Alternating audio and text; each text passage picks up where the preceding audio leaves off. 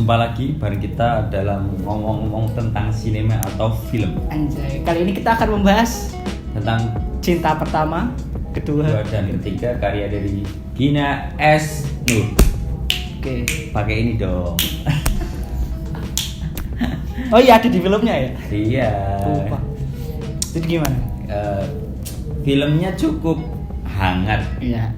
karena tagline-tagline yang di-share dari Mbak Gina pun banyak kehangatan dari film ini. Iya. Karena otomatis ngebahas tentang keluarga, tentang seorang ayah, seorang nenek dan seorang ibu ya tentunya yang dipertemukan oleh situasi yaitu berupa dansa dan Sama-sama kesakitan. memiliki penyakit. Ya. Dari kamu dulu ya. Bagus filmnya. Iya bagus. Cuman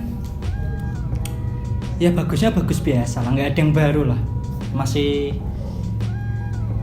dengan pakem-pakem Mbak Gina seperti tulisan-tulisan dalam film-film dia sebelumnya, termasuk dalam film-film yang dia sutradarai. Iya.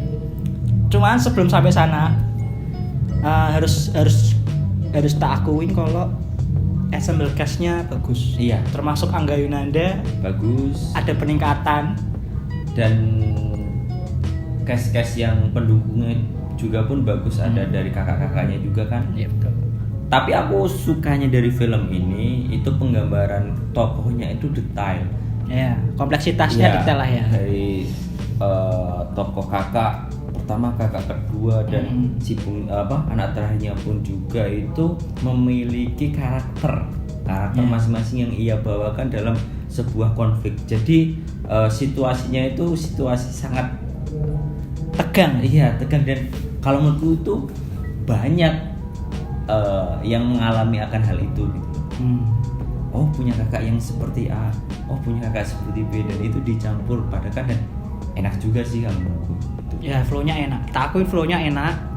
Terus termasuk beberapa adegan kunci yang dibikinnya bagus. Salah satunya pertama kali Selamat Raya sama siapa? Ira Wibowo. Iya, Ira Wibowo. Ketemu itu bagus itu. Dia cross sisi kan, dari awalnya duduk berseberangan, terus tukeran kursi, Dan pada terus disamperin. dan pada akhirnya bersebelahan kan. Terus sama ingat adegan yang ini ya, waktu dia bapaknya dibawa ke panti, terus tiga cewek itu berdiri di pagar. Itu bagus banget bikinnya. Sama adegan ciumannya. Karena adegan ciumannya nggak dikasih musik. Iya. Adegan ciuman atau adegan intim itu harus tanpa musik. Tapi kalau aku sih secara langsung pun film ini kan meng-highlight tentang tari kan.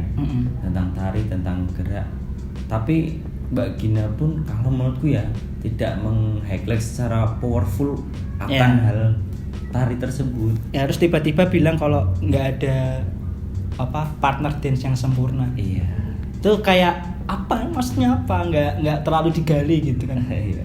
Terus yang balik lagi yang ke tadi yang pakem tuh kayak Mbak Gina masih pakai pakem lama, masih nggak ada yang baru yang coba ia tawarkan, kayak misalnya dia pakai Google Voice untuk adegan komedi yang ada di Dua Garis Biru. Skenario film ini dirubah banyak karena ada pandemi dan disesuaikan dengan situasi saat ini, atau menurutku gimana?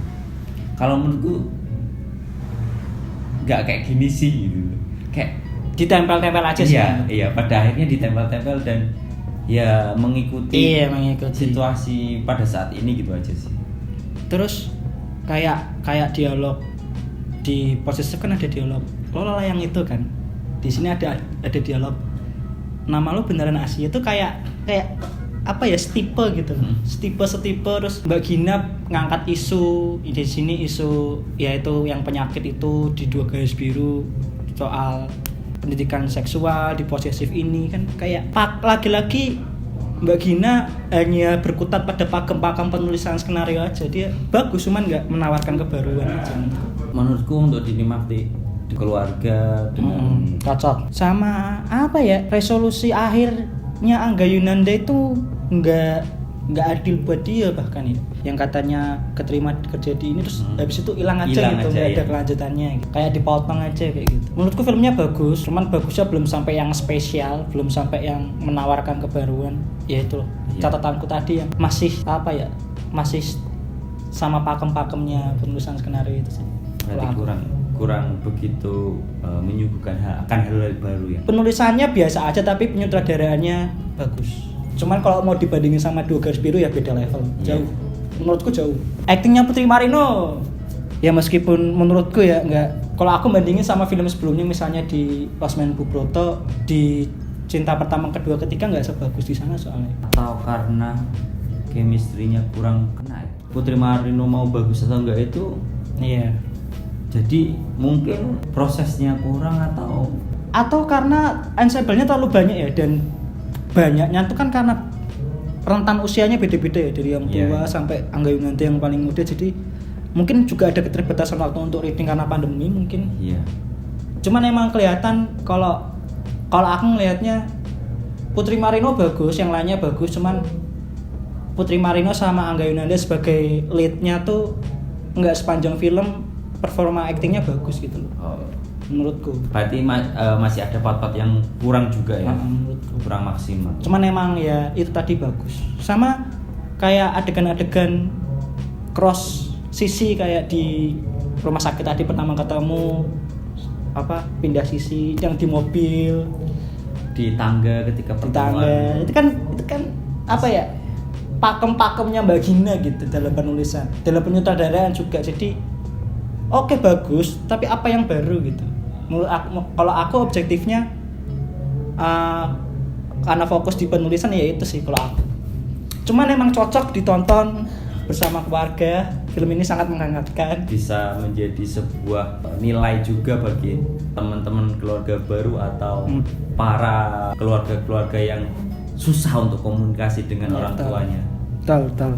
Mungkin ini menjadi sebuah tawaran baru untuk para kalian yang butuh kehangatan dalam keluarga. Dan lagi pula ini film personal ya, jadi ditujukan untuk ya keluarganya Mbak Gina sendiri gitu. Gak usah bahas kucing juga ya, udah banyak yang bahas tentang kucing. Kucing apa? Kucing yang membantu menemukan.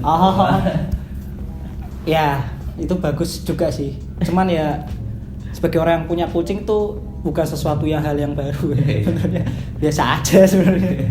Ya tapi untuk sesuatu yang apa ya, harus dibicarakan nanti, mungkin akan ada orang yang membicarakan itu. Oh iya. Tapi banyak juga sih yang membicarakan itu. Dan emang kehadiran kucingnya emang mewakili karakter bapaknya sih. Ya gitu aja. Patut ditonton, jangan sampai nggak ditonton. Dan jangan lupa segera ke bioskop.